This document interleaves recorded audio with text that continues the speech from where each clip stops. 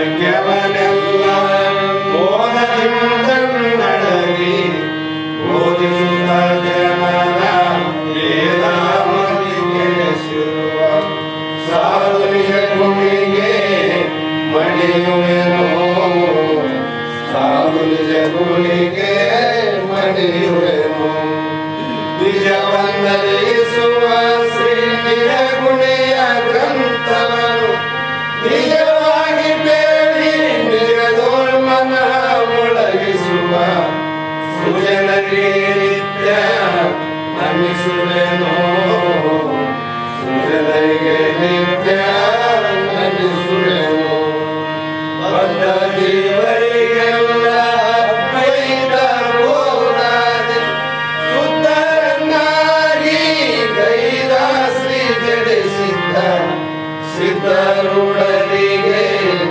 ನತನಕ್ಕೆ ಸಿದ್ಧರುಡರಿಗೆ ನತನಕ್ಕೆ ಬಾಳ ಬಲ ವೇದಾಂತಕ್ಕೆ ಸರಿ ಬಾಳ ಗರ್ಜನೆ ಕೇಳುವ ತನಕ ಬಾಳ ಕೂಗುತ್ತಲಿರ್ಪವೇ ಶಾಸ್ತ್ರವೆಂಬುವ ನರಿಗಳು ಬಾಳ ಶಕ್ತಿಯ ಸಿಂಹಗರ್ಜನೆ ಬಾಳ ಕೇಳಿದ ಬಳಿಕ ಕೂಗವು ಬಾಳ ಕೇಳಲು ಬೇಕು ವೇದಾಂತೆಂಬ ಶಾಸ್ತ್ರವನ್ನು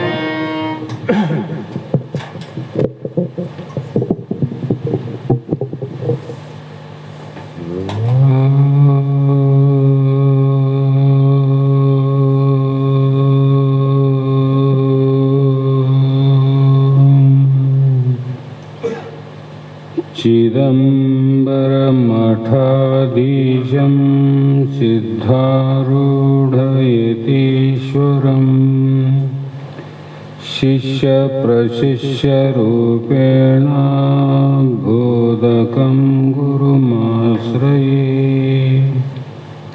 यदङ्घ्रिकमलद्वन्द्वं तापत्रयनिवारणम् शान्तैक्यपदं देवं वन्दे सिद्धारूढमां भजे सिद्धसद्गुरुपादाब्जं जननी जनकस्ततः तत्तोपदेशकर्तारं नत्वा भक्तिपुरःसरम्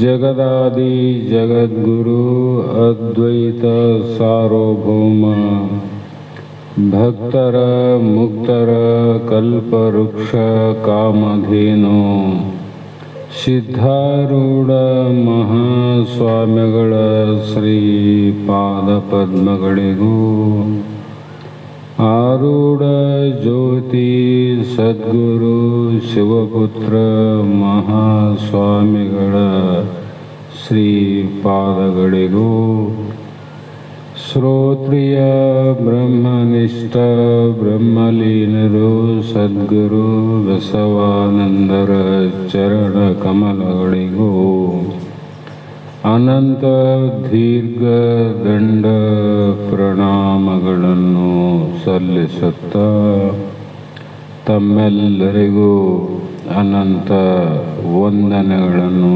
ಸಮರ್ಪಿಸುತ್ತ ಈ ದಿನ ಶ್ರೀಮದ್ ಭಗವದ್ಗೀತಾ ಎನ್ನುವ ಗ್ರಂಥದ 13ನೇ ಅಧ್ಯಾಯದ 14 ಮತ್ತು 15ನೇ ಸೂತ್ರ ಇಂದಿನ ಆಧಾರದ ವಿಷಯವಾಗಿದ್ದು, ನಿನ್ನೆ ದಿನ 14ನೇ ಸೂತ್ರದಲ್ಲಿ ಆತ್ಮ ಸ್ವಯಂ ಮತ್ತು ಗುಣ ಅತೀತನು ಅಂದರು. ಆತ್ಮ ಹೇಗಿದ್ದಾನೆಂದರೆ ಸ್ವಯಂ ಜ್ಯೋತಿ ಪ್ರಕಾಶ ಅಂತ. ಆ ಪ್ರಕಾಶ 14 ಲೋಕದವರನ್ನು ಬೆಳಗುತ್ತದೆ. ಆದರೆ ಯಾವೊಂದು ಲೋಕದಲ್ಲಿ ಆತ್ಮನನ್ನು ಬೆಳಗುವಂಥ ಮತ್ತೊಂದು ಬೆಳಕೇ ಇಲ್ಲ, ಅದಕ್ಕೆ ಜ್ಯೋತಿ ಎಂದರು. 14 ಲೋಕದಲ್ಲಿ ಯಾವ ಬೆಳಕಿಲ್ಲ, ಆದರೆ ಅದು ಒಂದೇ ಬೆಳಕು 14 ಲೋಕವನ್ನು ಪ್ರಕಾಶ ಮಾಡಬಹುದು. ಅಂದರೆ ಎಲ್ಲರ ಮನೆಯಲ್ಲಿ ದೀಪವಿದ್ದಂತೆ ಎಲ್ಲರ ಹೃದಯದಲ್ಲಿ ಆತ್ಮನಿದ್ದಾನೆ ಅಂತ ಅರ್ಥ. ದೀಪ ಇಲ್ಲದ್ದು ಮನೆಯೇ ಅಲ್ಲ, ಮನೆ ಆದಂದರೆ ದೀಪ ಆದಂತ ಅರ್ಥ. ಅದರಂತೆ ಆತ್ಮ ಇಲ್ಲದ ಜೀವಿಗಳು ಯಾವುವು ಇಲ್ಲ. ಜೀವಿಗಳು ಅಂದರೆ ಅಲ್ಲಿ ಆತ್ಮ ಅಂತ ಅರ್ಥ. ಹಾಗಾಗಿ ಸಂಸರ್ಗದಿಂದ ಗುಣಗಳು ಆತ್ಮನಲ್ಲಿ ಆರೋಪಿಸಲ್ಪಟ್ಟಿವೆ. ಯಾಕಂದ್ರೆ ನಮಗೆ ಬಹು ಜನ್ಮದಿಂದ ಇರುವಂಥ ಅಜ್ಞಾನದ ಅಧ್ಯಾಸ ಬಲದಿಂದ ನಮ್ಮಲ್ಲಿ ಇಲ್ಲದನ್ನು ಇದೆ ಅಂತ ತಿಳ್ಕೊಂಡು ಆರೋಪವನ್ನು ಮಾಡಿಕೊಂಡಿವಿ. ಆ ಆರೋಪದಿಂದನೇ ನಾವು ದೇಹ ನಾನು, ಕಾಲು ನಂದು, ಕೈ ನಂದು, ತಲೆ ನಂದು, ಮೂಗು ನಂದು, ಕಿವಿ ನಂದು, ಅದಕ್ಕಾಗಿ ನನ್ನ ಪಾದದಿಂದ ನಾನು ನಡೆಯುತ್ತೇನೆ, ನನ್ನ ಪಾಣಿಯಿಂದ ನಾನು ಹಿಡಿಯುತ್ತೇನೆ, ನನ್ನ ಕಣ್ಣಿನಿಂದ ನಾನೇ ನೋಡುತ್ತೇನೆ, ಕಿವಿಯಿಂದ ನಾನೇ ಕೇಳುತ್ತೇನೆ ಎನ್ನುವಂಥ ಅಧ್ಯಾಸ ಯಾಕಾಗಿದೆ ಅಜ್ಞಾನದಿಂದ. ಆ ಕಾರಣ ವಿಚಾರ ಮಾಡಿ ನಿಮ್ಮ ಅನುಭವದಿಂದ ನೀವು ಶಾಸ್ತ್ರ ಕೇಳಿ ನಾವು ಹೇಳಿದ ಮೇಲೆ ವಿಚಾರ ಮಾಡೋದೇನೆಂದರೆ, ಶಾಸ್ತ್ರಗಳಲ್ಲಿ ಪ್ರಾಮುಖ್ಯತೆ ಯಾವುದಕ್ಕೆ ಕೊಟ್ಟಾರಂದರೆ ಆಚಾರಕ್ಕೂ ಪ್ರಾಮುಖ್ಯತೆ ಇದೆ, ವಿಚಾರಕ್ಕೂ ಪ್ರಾಮುಖ್ಯತೆ ಇದೆ. ಎರಡೂ ಸಮನಾಗಿ ನೋಡಿದರು ಬಲ್ಲವರು. ಯಾವಾಗ ಸಮ ಅಂದರೆ ವಿಚಾರವನ್ನು ಮಾಡಿ ಆಚಾರ ಮಾಡಿದರೆ ಎರಡೂ ಸಮ. ವಿಚಾರ ಇಲ್ಲದ ಆಚಾರ ಇಲ್ಲದ ಅದು ವಿಷಮ ಅಂತ, ಅದು ದುಃಖ ಕೊಡ್ತದೆ ನಮ್ಗೆ. ಹಾಗಾಗಿ ಆತ್ಮನಲ್ಲಿ ಆರೋಪಿಸಲ್ಪಟ್ಟಿವೆ. ದೇಹದಲ್ಲಿ ಇರುವಂಥ ಗುಣಧರ್ಮಗಳನ್ನು ಆತ್ಮನಲ್ಲಿ ಆರೋಪ ಮಾಡಿವೆ. ಹಾಗಾಗಿ ಅನುಭವದಿಂದ ನೋಡಬೇಕಾಗಿದ್ದರೆ ಇವೆಲ್ಲವೂ ಜಾಗ್ರದಲ್ಲಿ ಸ್ವಪ್ನದಲ್ಲಿ ತೋರಿದವು. ಆದರೆ ನಿದ್ರೆಯಲ್ಲಿ ಇಂದ್ರಿಯಾದಿಗಳು ಇದ್ದಾವ ಇಲ್ಲೋ? ಜಾಗ್ರದಲ್ಲಿ ಇದ್ದಂಥ ಸ್ಥೂಲ ಶರೀರ ನಿದ್ರೆ ಇಲ್ಲದ, ಜಾಗ್ರದಲ್ಲಿ ಇರುವಂಥ ಇಂದ್ರಿಯಾದಿಗಳು ನಿದ್ರೆ ಇಲ್ಲವ. ಆದರೆ ನಿದ್ರೆಯಲ್ಲಿ ಆ ಇಂದ್ರಿಯಾದಿಗಳ ದೇಹದ ಗುಣಧರ್ಮ ಇತ್ತೇನು?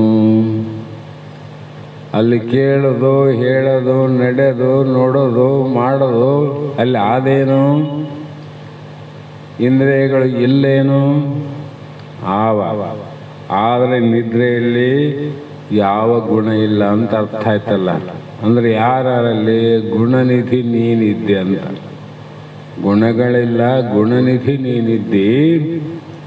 ಯಾಕಂದ್ರೆ ಅವೆಲ್ಲ ಗುಣಗಳು ಧರ್ಮ ಏನಾವ, ಇಂದ್ರಿಯಾದಿ ಧರ್ಮಗಳು ಧರ್ಮೆಯಲ್ಲಿ ಅಡಿಗೆವವು, ಧರ್ಮೆಯಲ್ಲಿ ಅಡಿಗೆವ.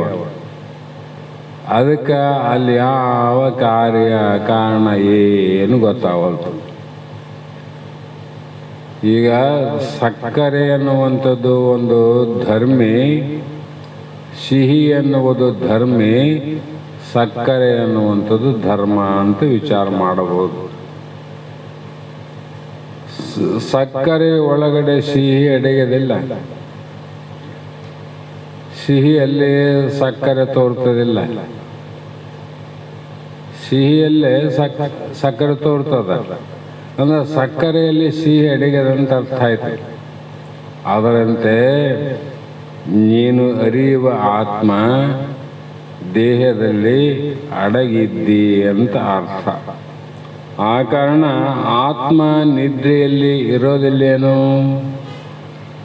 ಜಾಗ್ರದಲ್ಲಿದ್ದಂಥ ಆತ್ಮ ಸ್ವಪ್ನದಲ್ಲಿ ಆನ, ನಿದ್ರೆಯಲ್ಲಿ ಆನ. ಹೆಂಗಾನಂದ್ರೆ ವೇಷ ಬದಲಾವಣೆಯಿಂದ, ನಾಮದಿಂದ ಬದಲಾವಣೆ. ಜಾಗ್ರಾವಸ್ಥೆಯಲ್ಲಿ ವಿಶ್ವನಾಗಿ, ಸ್ವಪ್ನದಲ್ಲಿ ತೈಜಸ್ಸನಾಗಿ, ನಿದ್ರೆಯಲ್ಲಿ ಪ್ರಾಜ್ಞನಾಗಿ. ಇವು ಮೂರು ದೇಹಗಳನ್ನು, ಮೂರು ಅವಸ್ಥೆಗಳನ್ನು ಮತ್ತು ಇನ್ನೂ ಮೂರು ಏನಾವ ಅವೆಲ್ಲವನ್ನು ವಿಶ್ವ, ತೈಜಸ, ಜಾಗ್ರ ಮೂರು ಜೀವರನ್ನು ಅರಿಯುವಂಥ ಕೂಟಸ್ಥ ನೀನು ಬೇರೆಯಾಗಿದ್ದಿ. ಆ ಕಾರಣ ಆತ್ಮನು ನಿರ್ಗುಣನೆಂದು ನಿರ್ಣಯಿಸುವುದಕ್ಕೆ ಇದಕ್ಕಿಂತ ಬೇರೆ ಪ್ರಮಾಣ ನಿಲ್ಲೋಡ್ರಿ. ಸ್ವಾನುಭಾವದ ನೆಲೆಯು ನಾನೇನು ಬಲ್ಲೆನೆಯ ಅಂತರ ಮಹಾತ್ಮರು. ಅನಂತ ಶಾಸ್ತ್ರಗಳು, ಶ್ಲೋಕಗಳು, ಮಂತ್ರಗಳು, ಕರ್ಮಗಳು ಮಾಡಬಹುದು. ಆದರೆ ಸ್ವಾನುಭಾವಕ್ಕೆ ಬರಲಾರದ ಸುಖ ಅದು ಏತರ ಸುಖ ಅಂತ. ಸ್ವಾನುಭಾವಕ್ಕೆ ಬೇಕು ನಮಗೆ. ಹಾಗಾಗಿ ಮಣ್ಣಿನಲ್ಲಿ ಗಡಿಗೆ ಆದೇನು? ಮಣ್ಣಿನಲ್ಲಿ ಗಡಿಗೆ ಇಲ್ಲವೇ ಇಲ್ಲ. ಎಲ್ಲದ ಗಡಿಗೆಯಲ್ಲಿ ಏನಾದ? ಮಣ್ಣಿನ ವಿನಃ ಮತ್ತೊಂದು ಇಲ್ಲ. ಅಲ್ಲಿ ಗಡಿಗೆಗಳಲ್ಲಿ ಮಣ್ಣಿಲ್ಲ, ಆದರೆ ಮಣ್ಣಿನ ವಿನಃ ಅದನ್ನು ಬಿಟ್ಟು ಬೇರೆ ಮತ್ತೊಂದು ವಸ್ತು ಇಲ್ಲ. ಎಲ್ಲಿಯಾದ್ರೂ ಮುಟ್ಟಿ ನೋಡ್ರಿ ಬರೇ ಮಣ್ಣು. ಅದರಂತೆ ಇಲ್ಲಿ ಆತ್ಮನನ್ನು ಬಿಟ್ಟು ಏನು ಇಲ್ಲ. ಆತ್ಮನನ್ನು ಬಿಟ್ಟು ಮತ್ತೊಂದು ಏನಿಲ್ಲ. ಇಲ್ಲದಿದ್ದರೂ ಕೂಡ ತೋರ್ತವಲ್ಲಂದ್ರೆ ಅಲ್ಲಿ ಪ್ರಣತಿ, ಮಡಿಕೆ, ಗಡಿಗೆ ಅನ್ನುವಂಥ ಆವೇನಲ್ಲಿ ಆದರೂ ತೋರ್ತವಲ್ಲ. ಪ್ರಣತಿಯಾಗಿ ತೋರ್ತದ, ಮುಚ್ಚಲಾಗಿ ತೋರ್ತದ, ಗಡಿಗೆಯಾಗಿ ತೋರ್ತದ, ಗುಣಾಣೆಯಾಗಿ ತೋರ್ತದ. ಯಾವಿಲ್ಲ. ಗುಡಾಣೆಯಲ್ಲೂ ಮಣ್ಣೆ, ಪ್ರಣತಿಯಲ್ಲೂ ಮಣ್ಣೆ, ಗಡಿಗೆಯಲ್ಲಿ ಮಣ್ಣೆ, ಮಡಿಕೆಯಲ್ಲಿ ಮಣ್ಣೆ. ಅದರಂತೆ ಆತ್ಮನಲ್ಲಿ ಯಾವ ಗುಣಗಳು ಇಲ್ಲ, ತೋರ್ತವಷ್ಟೆ. ಗಡಿಗೆ ಮುಚ್ಚಲು ಮಗಿ ತೋರ್ದಂಗೆ ಗುಣಗಳು ತೋರ್ತವ ನಿನಗೆ. ಅಲ್ಲಿ ಯಾವ ಸತ್ವ, ರಜ, ತಮೋ ಅನ್ನುವಂಥ ಮೂಲ ಗುಣಗಳಿವು. ಆ ಮೂಲ ಗುಣದಿಂದ ಮತ್ತೆ ಸಾಕಷ್ಟು ಗುಣಗಳ ಉತ್ಪತ್ತಿ ಕಾರಣ ಆಗ್ತವ. ವ್ಯತಿರೇಕ ದೃಷ್ಟಿ ಗುಣಗಳಲ್ಲಿ ಆತ್ಮನ ವಿನಃ ಮತ್ತೇನು ಇಲ್ಲ. ಗಡಿಗೆಯಾಗಿ ತೋರಿದ್ರು ಕೂಡ ಅಲ್ಲಿ ಮಣ್ಣಿನ ವಿನಃ ಏನು ಇಲ್ಲ. ಗುಣಗಳು ತೋರ್ತವಂದ್ರೆ ಆತ್ಮನ ಬಿಟ್ಟು ಗುಣಗಳ ಇಲ್ಲೇ ಇಲ್ಲ. ಅಲ್ಲೇ ಇರೋದು ಆತ್ಮನೇ. ಹಾಗಾಗಿ ಅನ್ವಯ ದೃಷ್ಟಿ, ವ್ಯತಿರೇಕ ದೃಷ್ಟಿ ಅಂತ ಸ್ವರೂಪ ದೃಷ್ಟಿಯಿಂದ ನೋಡಿದ್ರೆ ಏನೂ ಇಲ್ಲ. ನಮ್ಮ ಸ್ವರೂಪ ದೃಷ್ಟಿಯಿಂದ ನೋಡಿದ್ರೆ ಏನದ? ಏನೇನಿಲ್ಲ, ಬರೀ ಮಣ್ಣೇ ಅದ. ಹಾಗಾಗಿ ವ್ಯತಿರೇಕ ದೃಷ್ಟಿಯಿಂದ ನೋಡಿದ್ರೆ ಗಡಿಗೆ ಅದ. ಅನ್ವಯ ದೃಷ್ಟಿಯಿಂದ ನೋಡಿದ್ರೆ ಬಂಗಾರ ಅದ. ವ್ಯತಿರೇಕ ದೃಷ್ಟಿಯಿಂದ ನೋಡಿದಾಗ ಆಭರಣ ಅದ. ಅದರಂತೆ ಸ್ವರೂಪ ದೃಷ್ಟಿಯಿಂದ ನೋಡಿದರೆ ನಾನು ನೀನೆಂಬ ಭೇದ ಏನಿಲ್ಲ. ವ್ಯತಿರೇಕ ದೃಷ್ಟಿಯಿಂದ ನೋಡಿದಾಗ ನಾನು, ನೀನು, ಕಕ್ಕ, ಕಕ್ಕಿ, ಅಣ್ಣ, ತಮ್ಮ ಎಲ್ಲರ ಆರ. ಇದು ವ್ಯತಿರೇಕ ದೃಷ್ಟಿ ಅಂತ. ಹಾಗಾಗಿ ಇಲ್ಲಿ ಆತ್ಮನು ಸತ್ಯವಸ್ತವೆಂದು, ಗುಣಗಳು ಮಿಥ್ಯೆ ಎಂದು ಸ್ಪಷ್ಟ ಆಯ್ತು ನೋಡ್ರಿ. ಅಲ್ಲೇನು ಸತ್ಯ ಅದ? ಮಡಿಕೆಯಲ್ಲಿ ಮಣ್ಣು ಸತ್ಯ ಅದ, ಮಡಿಕೆ ಮಿಥ್ಯ ಅದ. ಆಭರಣಗಳಲ್ಲಿ ಬಂಗಾರ ಸತ್ಯ ಅದ, ಆಭರಣ ಮಿಥ್ಯ ಅದ. ಕರಗಿಸಿದಾಗ ಆಭರಣ ಸುಳ್ಳಾದ್ವಿಲ್ಲ, ಬಂಗಾರ ಸುಳ್ಳಾಯ್ತೇನು? ಬಂಗಾರ ಸುಳ್ಳಾಗಲಿಲ್ಲ, ಆಭರಣ ಸುಳ್ಳಾದ. ಯಾಕ? ಮಿಥ್ಯ, ನಾಮರೂಪ ಮಿಥ್ಯ ಅದಲ್ಲ. ಅದೇ ಕಾರಣದಿಂದ ವಿಚಾರ ಮಾಡಿದಾಗ ಅವಿದ್ಯಾ ದೃಷ್ಟಿಯಿಂದ, ನಮಗೆ ಅವಿದ್ಯಾ ದೃಷ್ಟಿಯಿಂದ ನೋಡಿದಾಗ ಬೇರೆ ಕಾಣ್ತಾವ. ಇದ್ದಂಥ ವಸ್ತುವಿನಲ್ಲಿ ಇಲ್ಲದ್ದು ಕಾಣ್ತದೆ. ಇರೋ ಮಣ್ಣಿನಲ್ಲಿ ಮಡಿಕೆ ಕಂಡು, ಇರೇ ಬಂಗಾರದಲ್ಲಿ ಆಭರಣ ಕಂಡು, ಇರುವಂಥ ಹಗ್ಗದಲ್ಲಿ ಹಾವು ಕಂಡಿತ್ತು ನೋಡ್ರಿ. ಇರುವುದೇನದ ಹಗ್ಗ ಅದಲ್ಲ, ಹಾವು ಕಂಡಿತ್ತಲ್ಲ. ಹಗ್ಗ ಹಾವಾಗೋದು ಎಂದನ್ನು ಕೇಳಿರಿ, ಹಗ್ಗ ಹಾವಾಗಲಿಕ್ಕೆ ಸಾಧ್ಯ ಇಲ್ಲ, ಹಾವು ಹಗ್ಗ ಆಗಕ್ಕೆ ಸಾಧ್ಯ ಇಲ್ಲ. ಆದರೂ ಕೂಡ ಹಗ್ಗದಲ್ಲಿ ಹಾವು ತೋರುತ್ತದೆ. ಅದರಂತೆ ಚೈತನ್ಯವಾದಂಥ ಆತ್ಮ ನೀನಿದ್ದಿ, ಅರಿಯುವಂಥ ಆತ್ಮ, ಎಲ್ಲವನ್ನ ಅರಿಯುವ ನೀನಿದ್ದಿ. ಎಂದೂ ಅರಿಸಿಕೊಳ್ಳುವುದು ನೀನಾಗೋದಿಲ್ಲ. ಅರಿಸಿಕೊಳ್ಳುವ ವಸ್ತು ಅರಿಯುವುದು ಆಗೋದಿಲ್ಲ, ಅರಿವಿನ ವಸ್ತು ಮರೆಯುವುದಾಗೋದಿಲ್ಲ. ಆದ್ರೂ ಕೂಡ ನಮಗೆ ಅರಿವು ಮರೆವು ಎರಡಾವಿಲ್ಲ. ಯಾಕೆ ಹಿಂಗಾಗದಂದರೆ ನಾವು ಪೂರ್ತಿ ಅಜ್ಞಾನಿಗಳಲ್ಲ, ಪೂರ್ತಿ ಜ್ಞಾನಿಗಳಲ್ಲ, ಮಧ್ಯದಲ್ಲಿ ಇದ್ದೀವಲ್ಲ. ಆ ಕಾರಣದಿಂದ ಒಮ್ಮೆ ಆತ್ಮ ಅಂತ ಅನಿಸ್ತದ, ಇನ್ನೊಂದು ಕಡೆ ಅನಾತ್ಮನ ಕಡೆ ಹೋಗ್ತದೆ. ಹಾಗಾಗಿ ಅಧ್ಯಾಪದೃಷ್ಟಿಯಿಂದ ಆತ್ಮ ಗುಣಭೋಕ್ತನೆಂದು ತೋರುತ್ತದೆ. ಆತ್ಮ ಈ ಎಲ್ಲ ಗುಣಗಳ ಭೋಕ್ತ ಅಂದರೆ ಅವನಿಗೆ ತಟ್ಟುತ್ತಾವ, ಅವನಿಗೆ ಹುಟ್ಟುತ್ತಾವ, ಅವನು ಉಣ್ತಾನೆ, ಭೋಗಿಸುತ್ತಾನೆ ಅಂತ ಅನ್ನಿಸ್ತದ. ಆದರೆ ಶಬ್ದಾದಿ ವಿಷಯಗಳ ದ್ವಾರ ಸುಖ ದುಃಖ ಮೋಹಾದಿ ಗುಣಫಲಗಳನ್ನು ಅನುಭವಿಸಿದಂತೆ ಆಗುತ್ತದೆ. ಶಬ್ದಾದಿ ವಿಶಬ್ದ ಸ್ಪರ್ಶ ರೂಪರ ಸಗಂಧ ಯಾವ ಸಂಬಂಧ? ಜ್ಞಾನೇಂದ್ರಿಯಗಳಿಗೆ ವಿಷಯದ ವಸ್ತುಗಳು. ಕಣ್ಣಿಗೆ ರೂಪದ ವಿಷಯ ಆಯಿತು, ಕಿವಿಗೆ ಶಬ್ದ ವಿಷಯ ಆಯಿತು, ನಾಲಿಗೆ ರಸ ವಿಷಯವಾಯಿತು. ಹೀಗೆ ವಿಚಾರ ಮಾಡಿದಾಗ ಅವುಗಳಿಗೆ ಸಂಬಂಧವಿನ ಅವನ ಆರೋಪ ನಮ್ಮಲ್ಲಾಯ್ತು ನೋಡ್ರಿ. ನಮ್ಮಲ್ಲಿ ಆವೇನು? ಆತ್ಮನಲ್ಲಿ ಆವೇನು? ಹಗ್ಗದಲ್ಲಿ ಹಾವಾದೇನು? ಇಲ್ಲ. ಆತ್ಮನಲ್ಲಿ ಇಲ್ಲೇ ಇಲ್ಲ. ಅಧ್ಯಾಸ ಆಯ್ತು ನೋಡ್ರಿ, ಆರೋಪ ಶುರುವಾಯಿತು.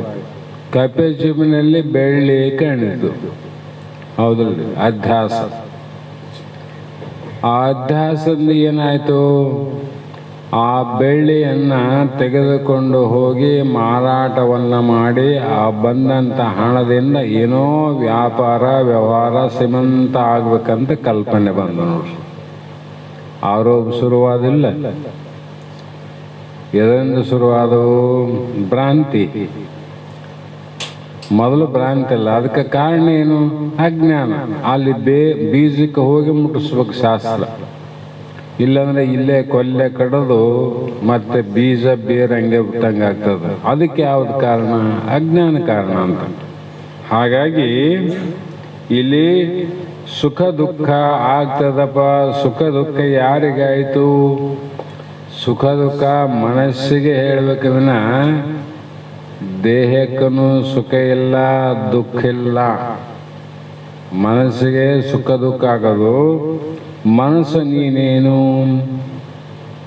ಅಲ್ಲಲ್ಲ. ಆ ಕಾರಣ ನಿನಗೆ ಅನುಭವಿಸಿದಂತೆ ತೋರುತ್ತದೆ. ಸ್ವಪ್ನದಲ್ಲಿ ಕನಸುಗಳು ತೋರಿ ಕೆಲವು ಕನಸು ಸುಖವನ್ನು ಕೊಡ್ತಾವ, ಕೆಲವು ಕನಸು ದುಃಖವನ್ನು ಕೊಡ್ತಾವ. ಆದರೆ ಎಚ್ಚರ ಆದ ಮೇಲೆ ಆ ಸುಖನೂ ಇಲ್ಲ, ದುಃಖನೂ ಇಲ್ಲ. ನಿನಗೆ ಅನುಭವ ಆಗಿಲ್ಲೇನು? ಆಗ್ಯದ ಅಂತ. ಆಗ್ಯದಿಲ್ಲ ಅಂತಲ್ಲ, ಆದರೆ ಮಿಥ್ಯಾ ರೂಪವಾಗಿ ಸುಳ್ಳಾಗಿ ಸುಖ ಆಗ್ಯದ, ಸುಳ್ಳಿನ ದುಃಖ ಆಗ್ಯದ. ಸಂಬಂಧ ಏನಂತ? ಸುಳ್ಳಿನ ಸುಖದಿಂದ ಸುಳ್ಳಿನ ದುಃಖದಿಂದ ಸಂಬಂಧ ಇಲ್ಲ.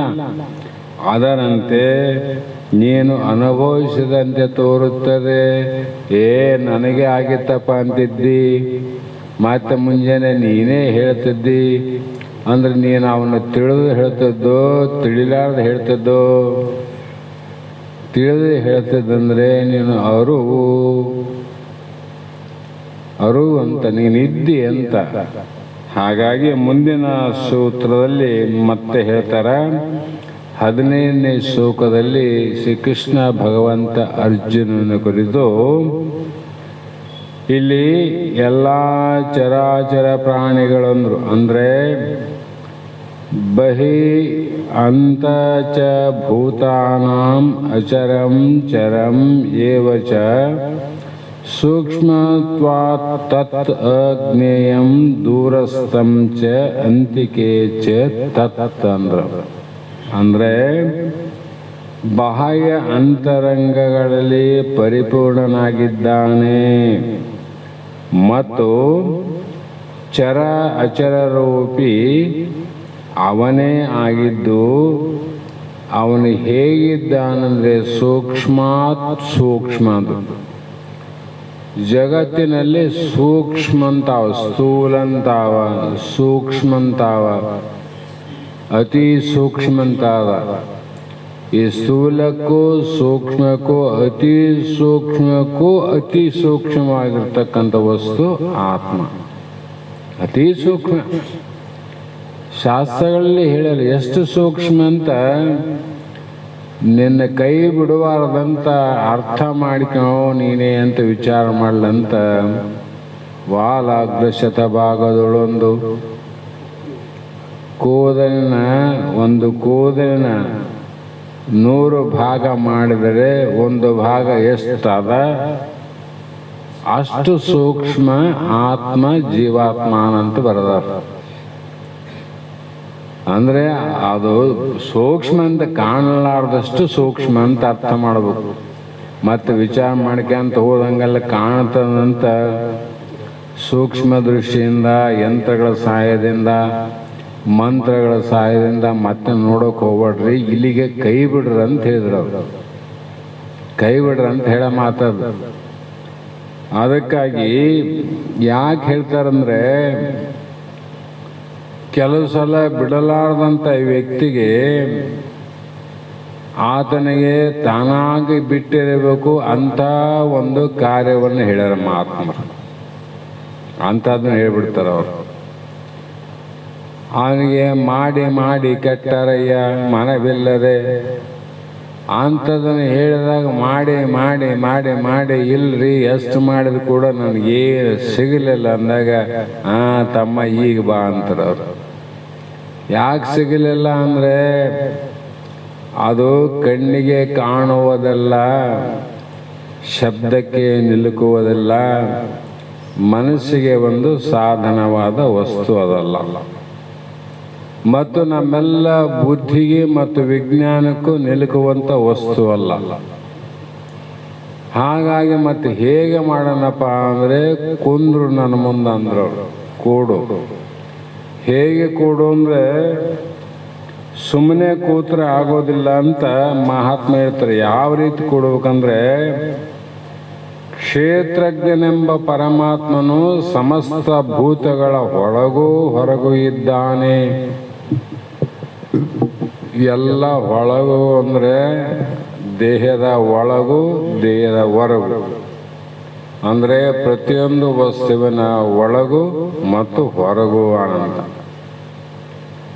ಒಳಗ ಇದ್ದುದು ಹೊರಗಿರಂಗಿಲ್ರಿ, ಹೊರಗಿದ್ದುದು ಒಳಗಿರಂಗಿಲ್ಲ. ನಾವು ನೋಡೀವಿ. ಮತ್ತು ಒಳಗುನ ಆದ ಹೊರಗುನ ಆದಂದ್ರೆ ಹಂಗೆ ಇರ್ಲಿಕ್ಕೆ ಯಾವುದನ್ನ ಒಂದು ಪ್ರಮಾಣ ಕೊಡ್ತಾರೆ ಏನೋ ಸ್ವಾನುಭಾವಕ್ಕಂದ್ರೆ ಅಲ್ಲಿಗೆ ಹೋಗ್ಬೇಕು. ಮತ್ತೆ ಗಡಿಗೆಯಲ್ಲಿ ಹೊರಗು ಒಳಗು ಮಣ್ಣು ಅದು ಅಂತೆ. ಹೊರಗು ಮಣ್ಣಿದ್ದು ಒಳಗೆ ಬೇರೆ ಅದು. ಒಳಗುನು ಮಣ್ಣೆ ಹೊರಗುನು ಮಣ್ಣೆ. ಬಂಗಾರ ಆಭರಣದಾಗ ಒಳಗುನು ಅದೇ ಅದ ಹೊರಗುನು ಅದೇ ಅದಲ್ಲ. ಮತ್ತು ಇಂತಹ ಸ್ಥೂಲ ವಸ್ತು ಅದೊಂದು ಪದಾರ್ಥ. ಮಣ್ಣು ಏನು ದೊಡ್ಡದು ಏನದು, ಬಂಗಾರ ಒಂದು ಲೋಹ.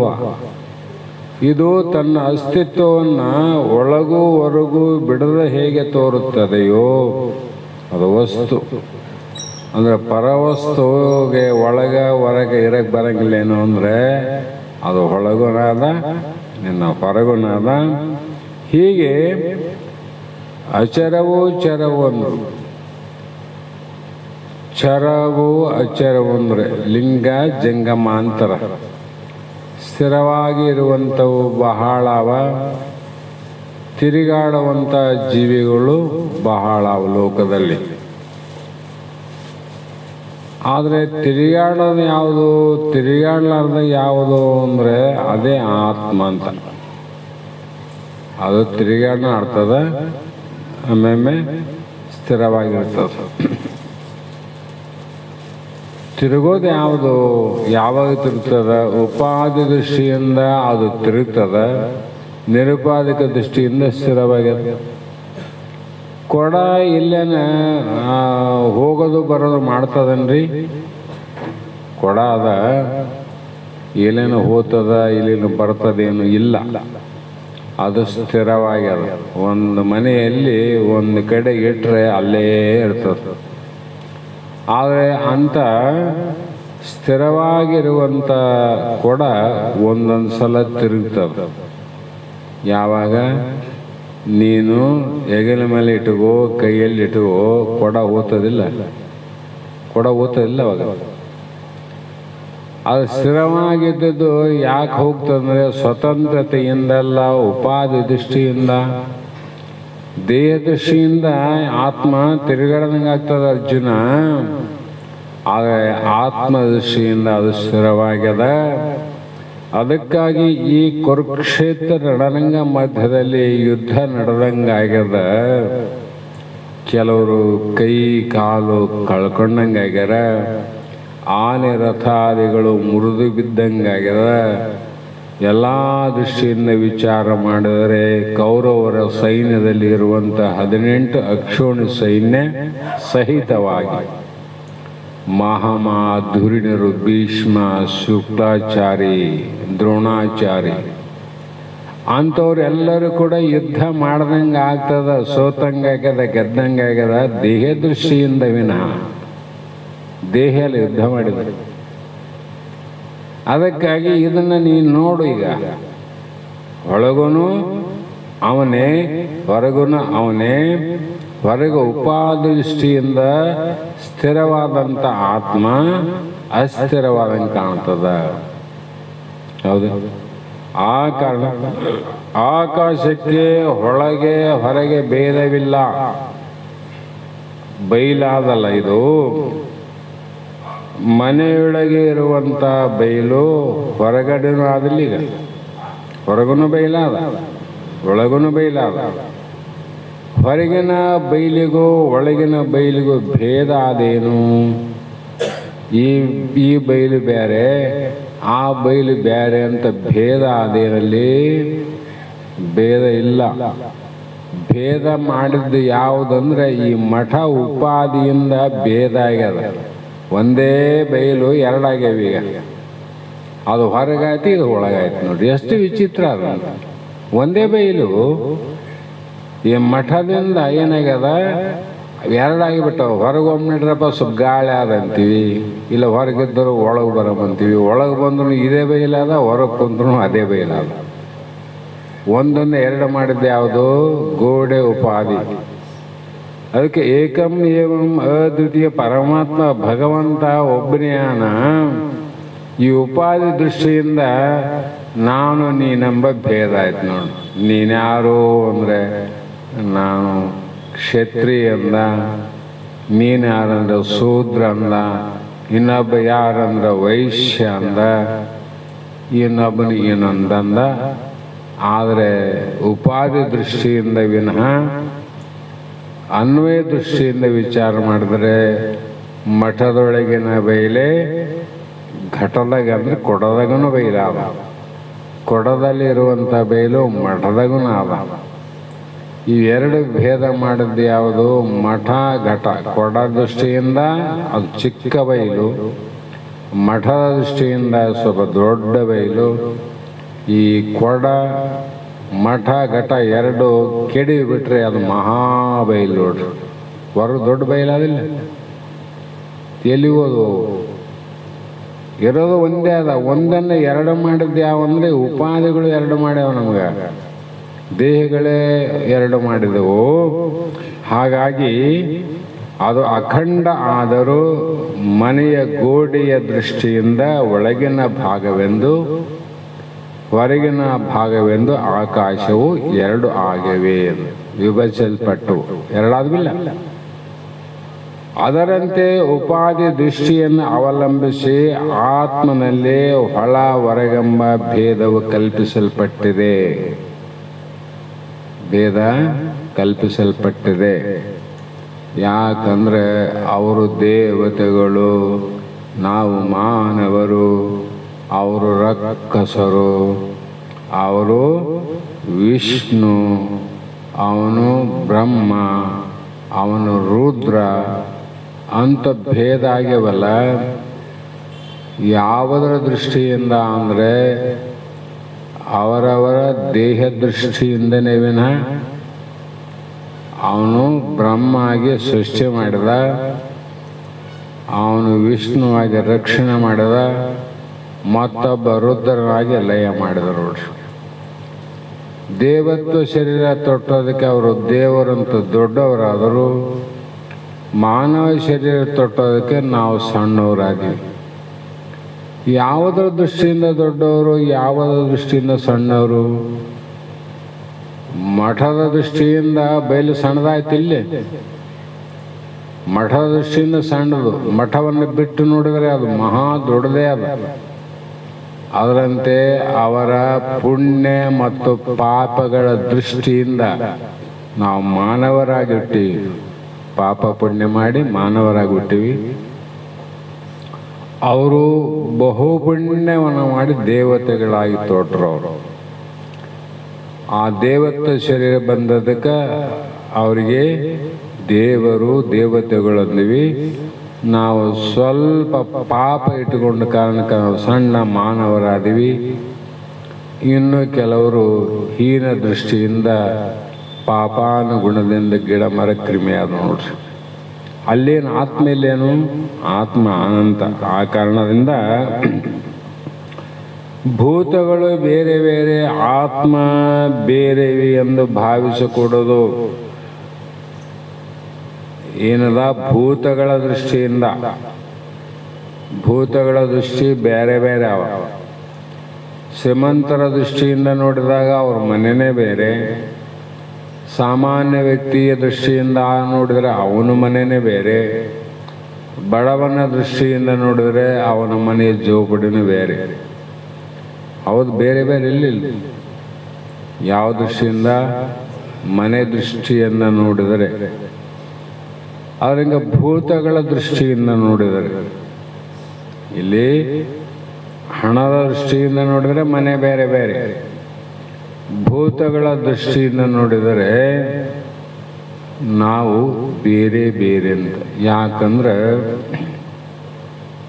ಮಾನವನಲ್ಲಿ 25 ತತ್ವಗಳಿಂದ ಈ ಶರೀರ ಆಗ್ಯದ, ಈ ಮನೆ ಆಗ್ಯದ. ಮನುಷ್ಯನಿಗೆ 25 ತತ್ವಗಳಿಂದ ಕಟ್ಟಿದ ಮನೆ. ಆದರೆ ಇನ್ನೂ ಕೆಲವು 17 ತತ್ವದಿಂದ ಆಗ್ಯಾವ, ಇನ್ನೂ ಕೆಲವು 7 ತತ್ವ ಅಂತ ಅದ.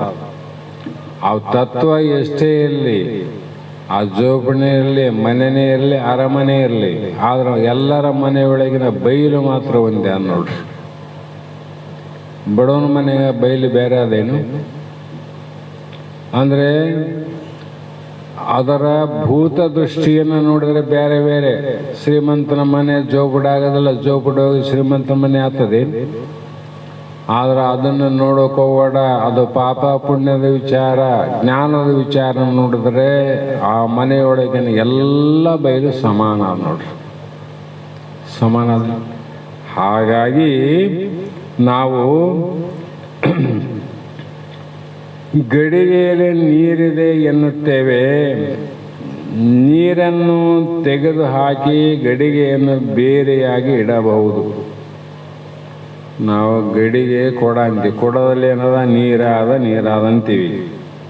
ಆ ಕೊಡದಲ್ಲಿದ್ದಂಥ ನೀರನ್ನು ತೆಗೆದು ಹಾಕಿದಾಗ ಗಡಿಗೆಯನ್ನು ಬೇರೆಯಾಗಿ ಇಡಬಹುದು.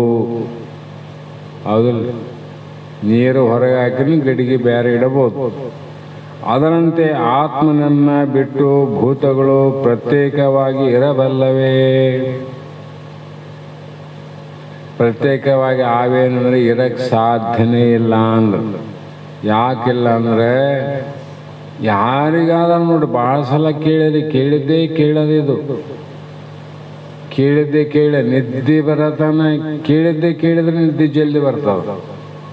ಹೊಸದು ಕೇಳಕ್ಕೆ ಕುಂತೀವಿ ಅಂದ್ರೆ ಎಚ್ಚರ ಆಗ್ಬಿಡ್ತದೆ ನೋಡ್ರಿ. ಅದಕ್ಕೆ ಶಾಸ್ತ್ರ ಕೇಳಿದ್ದೆ ಕೇಳಬೇಕು, ಪ್ರಪಂಚ ಕೇಳಲಾರ್ದನ್ನು ಕೇಳಬೇಕು. ಯಾಕಂದ್ರೆ ಹೆಂಗಿದ್ರು ಅದು ಹೋಗೋದಲ್ಲ, ಸುಳ್ಳೇ ಅಲ್ಲ. ಏಟು ಕೇಳಿದ್ರೆ ಸುಳ್ಳು, ಆದ್ರೆ ಕೇಳಕ್ಕೆ ಬಹಳ ಆಸಕ್ತಿ ಆಗ್ತದೆ.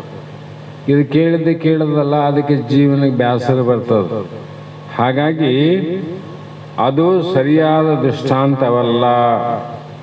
ಆತ್ಮನು ಭೂತಗಳ ಒಳಗೆ ಹೊರಗೆ ಇರುವನೆಂದರೆ ಘಟದಲ್ಲಿ ಮುಟ್ಟಿಕೆ ಇರುವಂತೆ ಅಲ್ಲ, ಕಲ್ಪಿತ ಸರ್ಪದಲ್ಲಿ ಹಗ್ಗ ಆದಂತ ಭಾವಿಸ್ಬೇಕು.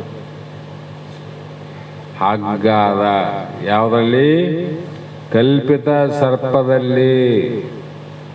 ಹಗ್ಗದಲ್ಲಿ ಹಾವು ಕಲ್ಪನೆಯಿಂದ ಹುಟ್ಟೋದು, ನಿಜವಾದ ಹಾವು ಹುಟ್ಟೋದಲ್ಲಿ ಕಲ್ಪನೆಯಿಂದ ಹುಟ್ಟ್ಯದ ನೋಡ್ರಿ.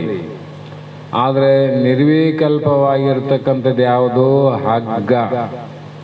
ಆ ಹಗ್ಗದಲ್ಲಿ ಹಾವಿನ ಕಲ್ಪನೆ ಬೇರೆ. ಕಲ್ಪನೆ ಅಂತ ಯಾವಾಗ ಅನ್ಬೇಕು? ಅದಕ್ಕೊಂದು ವಿಚಾರ ಬೇಕಲ್ಲ. ಯಾವುದು ಇಲ್ಲದ್ದಾಗಿ ಇದ್ದಂತೆ ತೋರಿ ಮತ್ತೆ ಇಲ್ಲದಂತಾಗುತ್ತದೆ ಅಂತಹ ಎಲ್ಲ ವಸ್ತುಗಳು ಕಾಲ್ಪನಿಕ ವಸ್ತುಗಳು. ಏನನ್ನ ವಿಚಾರ ಮಾಡ್ರಿ ಈ ವ್ಯಾಖ್ಯಾನದಾಗ. ಇಲ್ಲದ್ದು ಇದ್ದಂತೆ ತೋರಿ ಮತ್ತೆ ಇಲ್ಲದಂತಾಗುತ್ತೆ. ಅವೆಲ್ಲ ಬಹಳ ಬಿಡೋಣ, ಮೂಲ ಬೀಜಕ್ಕೆ ಹೋಗೋಣ. ಶರೀರ ಇಲ್ಲದ್ದೋ ಇರೋದು ಇರಲಾರ್ದಲ್ಲ. ಇದು ಅನುಭವ ಎಲ್ಲರಿಗಾದಂದ್ರೆ ಶಾಸ್ತ್ರ ಕೇಳೋರಿಗಾದ, ಕೇಳಲಾರ್ದವ್ರಿಗೆ ಗಟ್ಟಿಯಾಗಿ ಹಿಡ್ಕೊಂಡ್ರ ಅವ್ರ ಶರೀರ. ಇಲ್ಲದ್ದು ಆದ್ರೆ ಇದ್ದಂತ ತೋರ್ತದ. ಹೌದಲ್ಲ? ನಾವೇನು ಸಾವಿಲ್ಲದ ಸರ್ದಾರಂತ ನಾವು ತಿಳ್ಕೊಂಡಿವಿ, ಸಾವೇ ಇಲ್ಲ ನಮಗಂತ ತಿಳ್ಕೊಂಡಿವಿ ನೋಡ್ರಿ. ಆದರೂ ಒಂದು ದಿವಸ ಇಲ್ಲದಂಗೆ ಆಗತ್ತಲ್ಲ. ಅಂದ್ರೇನು? ಹಗ್ಗದಲ್ಲಿ ಹಾವು ತೋರಿದಂಗೆ, ತಿಳಿದ ಮೇಲೆ ಹಾವು ಹೋಗ್ತದ, ಹಗ್ಗ ಇರ್ತದ. ಅದರಿಂದ ಗುರುಶಾಸ್ತ್ರದಿಂದ ನೀನು ಯಾರಂತ ತಿಳ್ಕೊಂಡ್ರೆ ನೀ ಇರ್ತದೆ, ದೇಹ ಓದ್ತದಷ್ಟೇ. ದೇಹ ಓದ್ತದ. ದೇಹ ಯಾರ್ದು ಓದ್ತದ? ಮಹಾಜ್ಞಾನಿಗಳು, ಋಷಿಗಳು, ಸಂತರು, ಶರಣರಾದವರದೇ. ವ್ಯಾಸ ಓದ, ಕೃಷ್ಣ ಓದ, ರಾಮ ಓದ, ಭೀಮ ಓದ, ಬಲರಾಮ ಓದ, ದ್ರೋಣ ಓದ, ಬಸವಾದಿ ಪ್ರಮುಖರು ಎಲ್ಲರೂ ಹೋಗ್ಯಾರಂದಮೇಲೆ ನಾವಿರ್ತೀವೇನು? ಇಲ್ಲ. ಇದೇನಾಗಿದೆ ಅಂದರೆ ತೃಣಮಪಿ ನ ಚಲತಿ.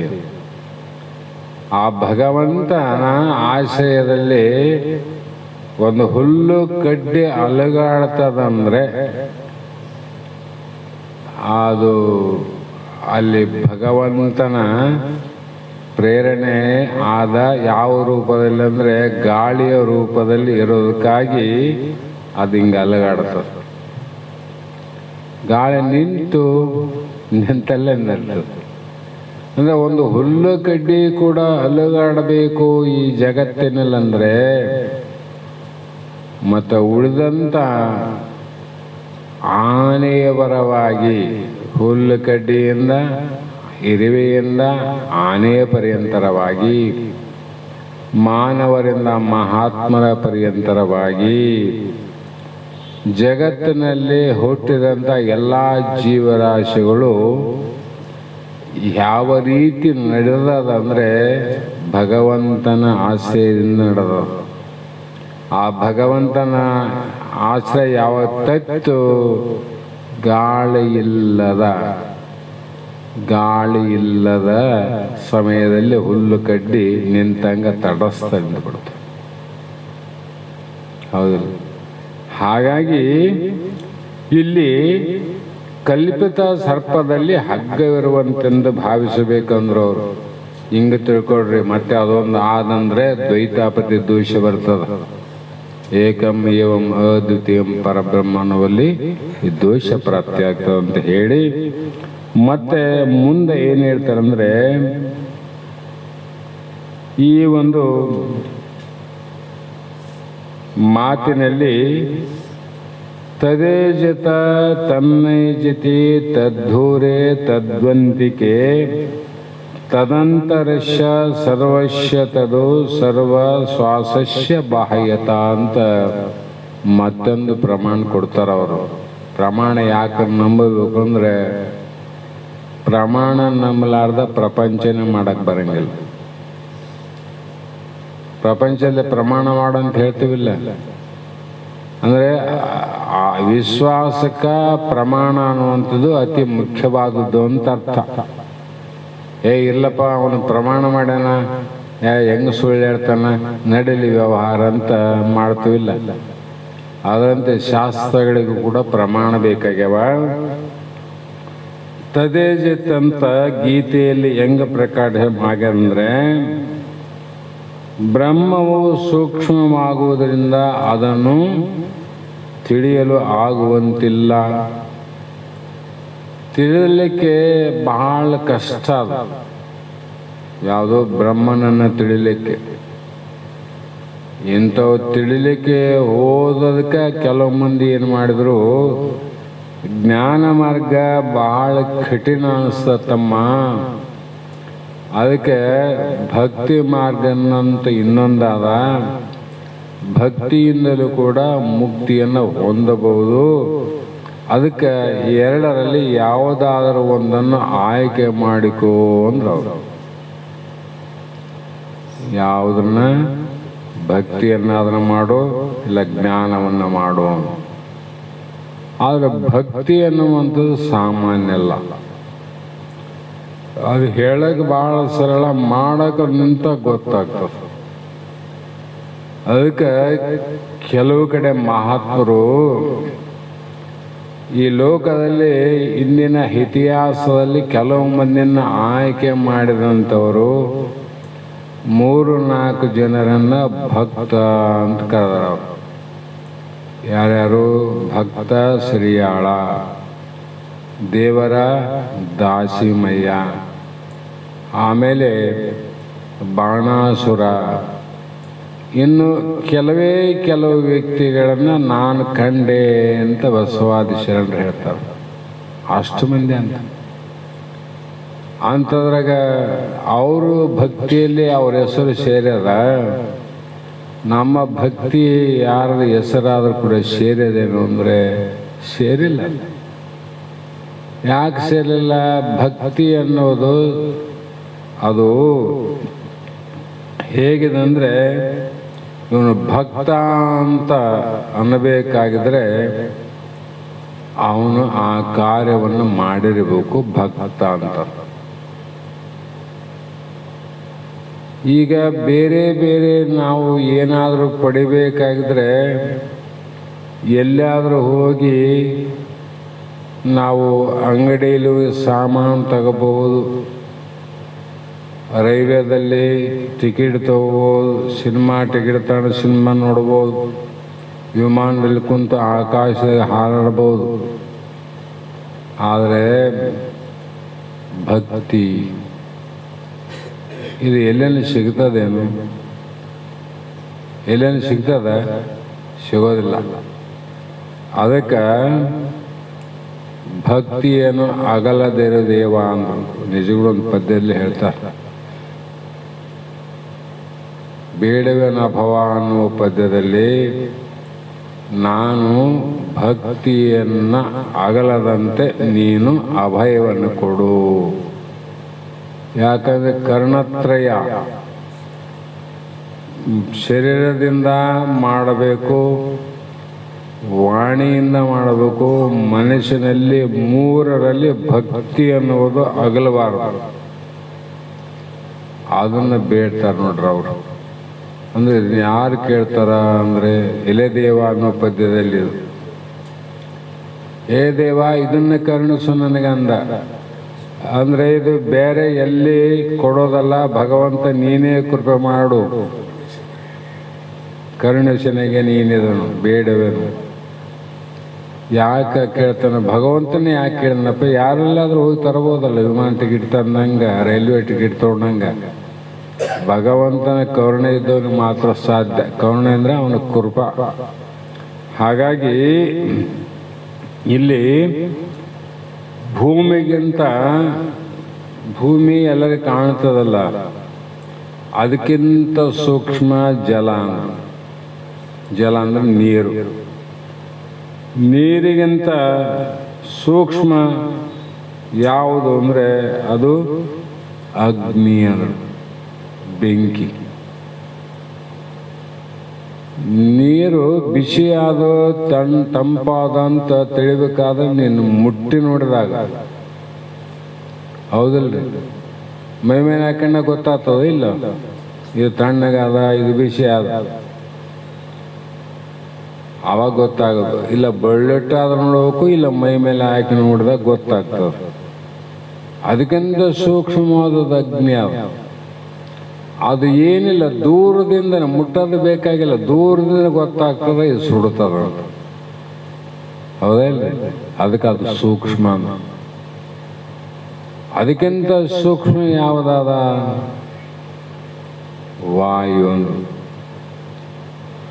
ಯಾಕಂದ್ರೆ ಈ ಸೂಕ್ಷ್ಮವಾದಂಥ ಅಗ್ನಿ ಏನದ, ಅದು ತೋರಿ ನಮಗೆ ಅದರ ತಾಪ ಕೊಡ್ತದೆ, ಕಾಣ್ತದಿಲ್ಲ.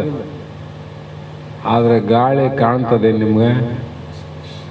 ಕಾಣಲಾರ್ದ ನಿಮಗೆ ವಾಸನಾ ರೂಪವಾಗಿ ನಾಶಕಕ್ಕೆ ಬಿಡುತ್ತದೆ ನೋಡ್ರಿ.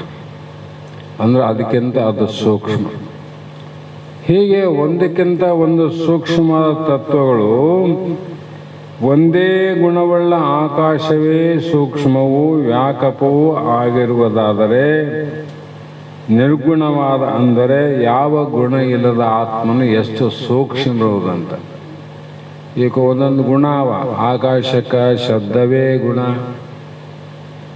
ಅಂತ ಹೇಳಿರಿಲ್ಲ, ಮತ್ತು ಆಕಾಶಕ್ಕೆ ಶಬ್ದ ಆದರೆ ವಾಯುವೆ ಸ್ಪರ್ಶವೇ ಗುಣ, ಮತ್ತು ಅಗ್ನಿಗೆ ರೂಪವೇ ಗುಣ, ಜಲಕ್ಕೆ ರಸವೇ ಗುಣ, ಭೂಮಿಗೆ ಗಂಧವೇ ಗುಣ. ಇವೇ ಎಷ್ಟು ಸೂಕ್ಷ್ಮ ಅಂದರೆ, ಮತ್ತೆ ಆತ್ಮಗ ಗುಣನೇ ಇಲ್ಲ ಅವನಿಗೆ. ಅವನೆಷ್ಟು ಸೂಕ್ಷ್ಮವಾಗಿರ್ಬೋದು ನೋಡು. ಹಾಗಾಗಿ ನಾವೇನು ತಿಳ್ಕೊಬೇಕಂದ್ರೆ, ಅಂತರ್ಮುಖ ಬುದ್ಧಿಯುಳ್ಳವರಿಗೆ ಭಗವಂತ ತೀರಾ ಸಮೀಪ. ಯಾರಿಗೆ ಒಳಮುಖ ಬುದ್ಧಿ, ಗುರುವಿನ ಶಾಸ್ತ್ರಗಳ ಕೃಪೆಯಿಂದ, ಅವರ ಭಕ್ತಿಯಿಂದ, ಅವರ ವಿಶ್ವಾಸದಿಂದ ಅಂತರ್ಮುಖ ಆಗ್ಯವ, ಅವರಿಗೆ ಭಗವಂತ ಭಾಳ ಹತ್ರ. ಮತ್ತು ಇವು ಇಲ್ಲದವರಿಗೆ ಭಗವಂತ ಬಹಳ ದೂರ, ಅವ್ರಿಗೆ ದೂರ. ಕೆಲವರಿಗೆ ಇಲ್ಲೇ ಸುಗ್ರೇಶ್ವರಲ್ಲಿ ಆನಂದ್ರ ಒಪ್ಪೋರು ಕೆಲವು ಮಂದಿ ಯಾರ ದೇವರು, ಇನ್ನು ಕೆಲವು ಮಂದಿ ಇಲ್ಲಿಲ್ಲ ಮತ್ತು ಶ್ರೀಶೈಲ್ಯಾಗ ಆನಂದ ಒಪ್ಪೋರಾರ, ಕೆಲವು ಮಂದಿ ಕಾಶಿಯಾಗ ಆನಂದ ಒಪ್ತಾರ. ಇಲ್ಲಿಲ್ಲಪ್ಪ ಕೈಲಾಸದಾಗಾನ ವೈಕುಂಠದಾಗ ಅಂತ ತಿಳ್ಕೊಂಡ್ರು ನಾರ. ಯಾಕಂದರೆ ಅಜ್ಞಾನಿಗಳಿಗೆ ಅವು ದೂರ ದೂರ ದೂರ ದೂರ ಅಂತ. ಜ್ಞಾನಿಗಳಿಗೆ ಎಲ್ಲಿಯಾನ ಪರಮಾತ್ಮ ಎಲ್ಲಿಯಾನೋ ಬಲ್ಲಂತ ಮಹಾತ್ಮರ ಬದಿಯಲ್ಲೇ ಆನ. ನಿಮ್ಮಲ್ಲಿ ಆನಿಲ್ಲ, ನೀವೇ ಆತ್ಮಸ್ವರೂಪಿರಿ, ನೀವೇ ಪರಮಾತ್ಮ ಸ್ವರೂಪಿರಿ, ನೀವೇ ಬ್ರಹ್ಮೀರಿ. ಆದ್ರೆ ಆ ಬ್ರಹ್ಮ ಆತ್ಮ ದೇವ್ರು ಎಷ್ಟು ದೂರ ಆಗ್ಯಾರ ಅಂದರೆ ಕೈಲಾಸದಷ್ಟು ದೂರ ಆಗ್ಯಾರ. ಅವ್ರು ಹೇಳ್ತಾರೆ ಕೆಲವು ಮಂದಿ, ಹೆಂಗಾನ ವೈಕುಂಠದಲ್ಲಿ ಕೈಲಾಸದಲ್ಲಿ ಅರಮನೆಯನ್ನು ಕಟ್ಟಿಕೊಂಡು ಡೆಲ್ಲಿಯಲ್ಲಿ ರಾಷ್ಟ್ರಪತಿ ಭವನವನ್ನು ಕಟ್ಟಿಕೊಂಡು ರಾಷ್ಟ್ರಪತಿ ಇರ್ತಾನೆ, ಪ್ರಧಾನಮಂತ್ರಿ ಅವನ ಭವನದಲ್ಲಿ ಇರ್ತಾನೆ. ಅದರಂಗ ಸಮಸ್ತ ಲೋಕದ ಒಡೆಯನಾದ ಪರಮಾತ್ಮ ಕೈಲಾಸದಲ್ಲಿ ದೊಡ್ಡ ಅರಮನೆಯನ್ನು ಕಟ್ಟಿ ಅಲ್ಲಿ ವಾಸ ಮಾಡ್ತಾನ ಅಂತ ಕೆಲವು ಮಂದಿ. ಮತ್ತೆ ಪರಮಾತ್ಮ ಕೈಲಾಸದಲ್ಲಿ ಆನಂದ್ರೆ ಬೇರೆ ಕಡೆ ಇಲ್ಲ ಅಂತ ಅರ್ಥ ಆಗ್ತದಲ್ಲ, ಬೇರೆ ಕಡೆ ಇಲ್ಲ ಅಂತ ಅರ್ಥ ಆಯ್ತಲ್ಲ. ಬೇರೆ ಕಡೆ ಇಲ್ಲ ಅಂತ ಅರ್ಥ ಆದರೆ ಈ ಶಾಸ್ತ್ರ, ಸ್ತೋತ್ರ, ಆಗಮ, ಪುರಾಣ, ವೇದ ಎಲ್ಲವೂ ನಿಷ್ಫಲ. ಆಕಾಶನೇ ಎಲ್ಲ ಕಡೆ ಆನಂದ ತಪ್ಪಿರಿ, ಆದ್ರೆ ದೇವರು ಮಾತ್ರ ಕೈಲಾಸದಾಗ ಅಷ್ಟೇ ಆನಂದ ತಿಳ್ಕೊಂಡ್ರಲ್ಲ. ಇದು ಆಕಾಶಕ್ಕಿಂತ ಚಿಕ್ಕವನು ಪರಮಾತ್ಮ. ಹಾಗಾಗಿ ಬಲ್ಲವರಿಂದ ಕೇಳಿ ತಿಳ್ಕೊ ಅಂದ್ರವರು. ಹೀಗಾಗಿ ಹೇಗೆ ಹಿರಣ್ಯಕಶ್ಯಪ, ಪ್ರಹ್ಲಾದ ಅವನಿಗೆ ದೇವರು ಎಲ್ಲಾನ ಎಲ್ಲಾನ ಎಲ್ಲಾನ ಎಲ್ಲಾನ ದೇವರೇ ಇಲ್ಲ, ನಾನೇ ದೇವರು ಅಂದ. ದೇವರೇ ಇಲ್ಲಂತ ನಿರೀಶ್ವರವಾದಿಗಳು. ಅವನ ಹೊಟ್ಟೆಯಲ್ಲೇ ಹುಟ್ಟಿದಂಥ ಮಗ ಪ್ರಹ್ಲಾದ. ಹೌದಾ? ತಂದೆಗೆ ಹುಟ್ಟಿದ ಮಕ್ಕಳೆಲ್ಲ ತಂದೆ ಹೆಂಗಿರ್ತಾರಂತ ಹೇಳಕ್ ಬರಂಗಿಲ್ಲ ಅಂತ ತಿಳ್ಕೋಬೇಕು. ಇಲ್ಲಿ ಹೇಳ್ತಾರೆ ಶಾಸ್ತ್ರ, ತಂದೆಗೆ ಹುಟ್ಟಿದ ಮಗ ತಂದೆ ಹೆಂಗ ಆಗ್ಬೇಕಂತ ಏನಿಲ್ಲ. ಅವನ ಹೊಟ್ಟೆಯಲ್ಲಿ ಇವನು ಪ್ರಹ್ಲಾದ ಹುಟ್ಟಿದ್ ನೋಡ್ರಿ. ಅವನಿಗೆ ಏನು ಕಂಡ ಅಂದ್ರೆ ದೇವ್ರು ಅಲ್ಲಿ ಇಲ್ಲಿ ಯಾಕಪ್ಪ, ಇಲ್ಲೇ ಕೈಯಲ್ಲಿ ಒಂದು ಕಂಬ ಹಿಡ್ದಿದ್ದ, ನ್ಯಾಯ ನಡೆದಿತ್ತು. ದೇವ್ರು ತೋರಿಸ್ತೇನೆ ಅಂದ, ತೋರಿಸ್ತೀನಂದ. ಎಲ್ಲಿ ತೋರಿಸ್ತಂದ? ಈ ಕಲ್ಲಿನ ಕಂಬದಾಗ ದೇವ್ರ ಆನಂದ, ಕಲ್ಲಿನ ಕಂಬದಲ್ಲಿ ದೇವರ ಆನಂದ. ಆ ದೇವರನ್ನ ನೋಡಿದಾಗ ಪ್ರಹ್ಲಾದನಿಗೆ ನೋಡಿದಲ್ಲೆಲ್ಲ ದೇವರು ಕಂಡ. ಪ್ರಹ್ಲಾದ ಎಲ್ಲಿ ನೋಡಿ ದೇವರ ಕಣ್ಣನ ಅದರಲ್ಲೇ ಇವನಿಗೆ ದೆವ್ವ ಕಂಡಿತ್ತು ನೋಡು. ಯಾರಿಗೆ? ಕಶ್ಯಪ.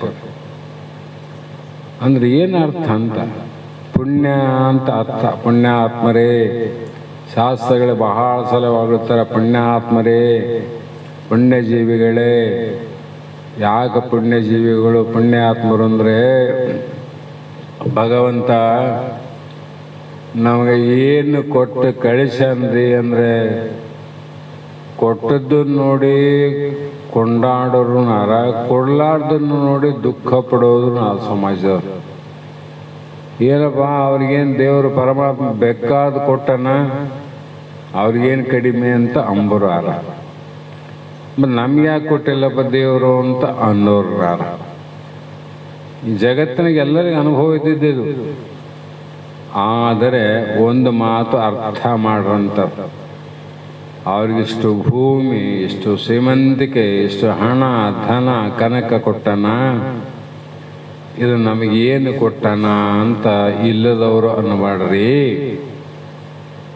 ಭೂಮಿಯಲ್ಲಿ ಧನ ಕನಕ ಶ್ರೀಮಂತಿಕೆ ಇರಲಿ, ಗುದ್ದಲಿ ಸಲಿಕೆ ಬಡತನವೇ ಇರಲಿ, ಆದರೆ ಎಲ್ಲರಿಗೂ ಕೂಡ ಇಡೀ ಸಾಮ್ರಾಜ್ಯವನ್ನು ಒಂದು ತೂಕದಲ್ಲಿ ಇಟ್ಟು, ಇಡೀ ಸಂಪತ್ತನ್ನು ಒಂದು ತೂಕದಲ್ಲಿ ಇಟ್ಟು, ಇವೆಲ್ಲವನ್ನ ಕೊಟ್ಟು ಮಾರಾಟ ಮಾಡಿದರೂ ಕೂಡ ಅದರ ಬೆಲೆ ಏನದ, ಅಷ್ಟು ಬೆಲೆಗೆ ಸಿಗಲಾರದಂಥ ಒಂದು ದೇಹವನ್ನು ಕೊಟ್ಟು ಕಳಿಸ.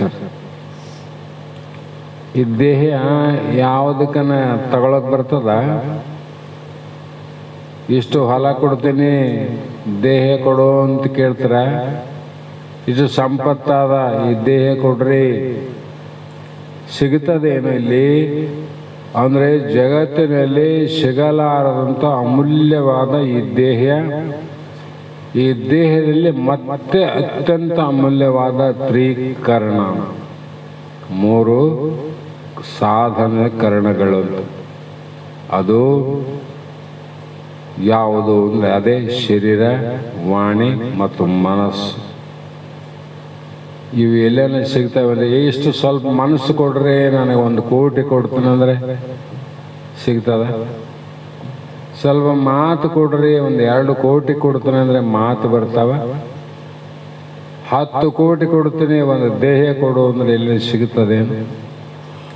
ಅಂದಾಗ ನಮ್ಗೆ ಪರಮಾತ್ಮ ಎಲ್ಲರಿಗೂ ಏನು ಭೇದ ಭಾವ ಇಲ್ಲದೆ ಎಲ್ಲರಿಗೂ ಸಮಾನವಾದ ಏನಾಗಿದೆ ಅಂದರೆ ಇಲ್ಲಿ ಮುತ್ತಿನಂಥ ವಜ್ರ. ಸುಮ್ಮನೆ ಹೇಳಬೇಕು ಮುತ್ತು ವಜ್ರ ಅಂದ್ರೆ, ಆದರೆ ನಮ್ಗೆ ಅರ್ಥ ಆಗೋದು. ನಮಗೇನು ಅರ್ಥ ಆಗಿದೆ ಅಂದರೆ ಯಾರನ್ನ ಕೇಳ್ತಾರ, ಯಾಕ ತಮ್ಮ ಎಲ್ಲಿಂದ ಬಂದಿ ಅಂತ ನಿನಗೆ ಹಾಕಿ ನೋಡೋದು. ಯಾಕೋ ತಮ್ಮ ಎಲ್ಲಿಂದ ಬಂದಿ, ನೀ ಬರುವಾಗ ಇದ್ದರೇನು ಇಷ್ಟೆಲ್ಲ ಮಂದಿ. ನಾವು ಕೇಳ್ತಾರೋ ಮಹಾತ್ಮರು, ಏ ತಮ್ಮ ಎಲ್ಲಿಂದ ಬಂದಿ ಅಂತ ಕೇಳ್ತಾನ. ನೀ ಬರೋ ಕಾಲಕ್ಕ ಇಷ್ಟೆಲ್ಲ ಮಂದಿ ಇದ್ರಿ ಏನು? ಇದ್ರೆ ನಮ್ಗೆ ಯಾರಿಲ್ಲ. ಮತ್ತೆ ಬರೋ ದಾರಿ ಹೆಂಗಿತ್ತು ಅಂದರೆ, ನೀ ಬರುವ ದಾರಿಗೆ ಹೊಯ್ದಾರ ಹುಚ್ಚಿ ಅದನ್ನು ಮೆಚ್ಚಿ ನೀ ಬಂದಿ ಅಂತ. ನಾವು ಯಾವ ದಾರಿಗೆ ಬಂದೀವಿ? ಮೂತ್ರ ಮಾಡೋ ದಾರಿಗೆ ಬಂದೆವೋ ಏನು ಅಮೃತ ದಾರಿಗೆ ಬಂದೀವಿ ನಾವು? ಅಂದ್ರೆ ನಾವು ಬರೋ ದಾರ್ಯಾಗ ಯಾರನ್ನ ಮಹಾತ್ಮರು ಬರ್ತಾವಂದ್ರೆ ಸಾರಿಸಿ ಸವರಿಸಿ ರಂಗೋಲಿ ಹಾಕಿ ಇನ್ನೊಂದು ಮಾಡಿ ಇನ್ನೊಂದು ಮಾಡಿ ಮಾಡ್ತಾರೆ ಮಹಾತ್ಮರು ಬಂದ್ರಂತ. ಇಲ್ಲಿ ಮಹಾತ್ಮರೇ ಬರಲಿ, ನಾವೇ ಪಾಮರರು ಬರಲಿ, ಎಲ್ಲಿಂದ ಬಂದೀವಿ? ಹುಚ್ಚು ವಿಧ ದಾರಿಗೆ ಬಂದೀವಿ. ಆದ್ರೆ ಅದರ ವಾಸನೆ ನಮ್ಗೆ ಗೊತ್ತಿಲ್ಲ. ಹುಚ್ಚಿಡಿದು ಮತ್ತೆ ಅದೇ ದಾರಿಗೆ ಮರಣೆ ಮಾಡಿ ಬರ್ಬೇಕಂತ ವಿಚಾರ ಮಾಡ್ತೀವಿ. ಮತ್ತೆ ಹೆಂಡರು ಮಕ್ಕಳು ನನ್ನವರೆಂದಿ. ಇಷ್ಟೆಲ್ಲ ಮಂದಿ ಹೆಂಡರು ಮಕ್ಕಳು ಇಷ್ಟೆಲ್ಲ ಮಂದಿ ಅಂದಿ. ನೀ ಹೋಗುವಾಗ ಇವರೆಲ್ಲ ಇದ್ರಿರಪ್ಪ ನಿನ್ನಿಂದ. ಇವರೆಲ್ಲ ಯಾರೇನು? ಬರುವಾಗ ಯಾರು ಇದ್ದಿಲ್ಲ ಇಷ್ಟು ಮಂದಿ, ಹೋಗುವಾಗ ಮಂದಿ ಇಷ್ಟು ಮಂದಿ ಯಾರು ಇರೋದಿಲ್ಲ. ನೀನು ಬರಾಗ ಒಬ್ಬನೇ ಬರಬೇಕು, ಹೋಗುವಾಗ ಒಬ್ಬನೇ ಹೋಗ್ಬೇಕು. ಇಷ್ಟೆಲ್ಲ ಅಜ್ಞಾನವನ್ನು ಇಟ್ಟುಕೊಂಡಂಥವನಿಗೆ ಪರಮಾತ್ಮ ಮೋಕ್ಷ ಮುಕ್ತಿ ಭಕ್ತಿ ಅನ್ನೋದು ಬಹಳ ದೂರ. ಸುಮ್ಮನೆ ಮಾಡೋದು, ಧಾಂಬಿಕವಾಗಿ ಮಾಡೋದು. ಅದಕ್ಕೆ ಮಹಾತ್ಮ ಹೇಳ್ತಾರೆ, ಹೀಗೆ ಆತ್ಮಸ್ವರೂಪನಾದವನೇ ಭಗವಂತನು. ಯಾವಾಗ ಆತ್ಮನನ್ನು ತಿಳ್ಕೊಂತೀವಿ, ಆತ್ಮಸ್ವರೂಪನೇ ನಾನಂತೀವಿ, ಆವಾಗ ಭಗವಂತ ನಾನೇ ಆತೀವಿ. ಪರಮಾತ್ಮ ನಾವೇ ಆತೀವಿ. ಕಸ್ತೂರಿ ಮೃಗ ಹೆಂಗಾಗ್ಯದ ಎಂಬುದಂದ್ರೆ, ಒಂದು ಕಸ್ತೂರಿ ಮೃಗ ಅಂತ ಇರ್ತದೆ. ಅದರ ಹೊಕ್ಕಳಲ್ಲಿ ಕಸ್ತೂರಿ ವಾಸನೆ ಬಹಳ ವಿಚಿತ್ರ ಸೂಕ್ಷ್ಮವಾದ ವಾಸನೆ, ಅಷ್ಟು ಘಮ ಘಮ ಅನ್ನೋದು. ಆ ಮೃಗಕ್ಕೆ ಏನಾಯಿತು, ಒಂದ್ಸಲ ಈ ವಾಸನೆ ಇಷ್ಟು ಚಂದ, ಅದು ಎಲ್ಲೆಲ್ಲಿ ಹೋಗ್ತದ ಅಲ್ಲೆಲ್ಲಿ ವಾಸನೆ ಬರ್ತದೆ. ಮತ್ತೆ ಹೌದೇ ಇಲ್ಲ? ಎಲ್ಲೆಲ್ಲಿ ಹೇಸಿಗೆ ಮಲಮೂತ್ರ ಅದ ಅಲ್ಲಿ ದುರ್ವಾಸನೆ ಬರ್ತದಿಲ್ಲ. ಮತ್ತು ಮಲಮೂತ್ರ ಇಲ್ಲಲ್ವಾ ದುರ್ವಾಸನೆ ಬರ್ತದೇನು? ಇಲ್ಲ. ಅದು ಸುವಾಸನೆ, ಅದು ಎಲ್ಲೇನೋ ಹೋಗಲಿ ಅದು ವಾಸನೆ ಬರೋದೇ ಬರಲ್ಲ.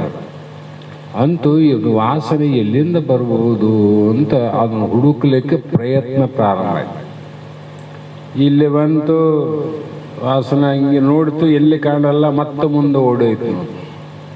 ಅಲ್ಲಿ ನಿಂತು ನೋಡ್ತು, ಅಲ್ಲಿನೂ ಇದೇ ವಾಸನೆ ಬಂತು.